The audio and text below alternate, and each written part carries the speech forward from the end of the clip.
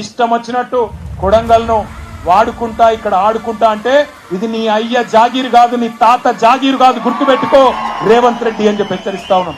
ఇక్కడ ఉన్నది యోగి గులాబీ జెండా ఉన్నంత కాలం, తెలంగాణ ప్రజలకు కేసీఆర్ ఉన్నంత కాలం ఎక్కడ అన్యాయం జరిగినా అది కొడంగల్ కావచ్చు, ఇంకొకటి కావచ్చు, అక్కడ గద్దల్లాగా వాళ్తాం, మీ అందరికీ రక్షణగా ఉంటాం.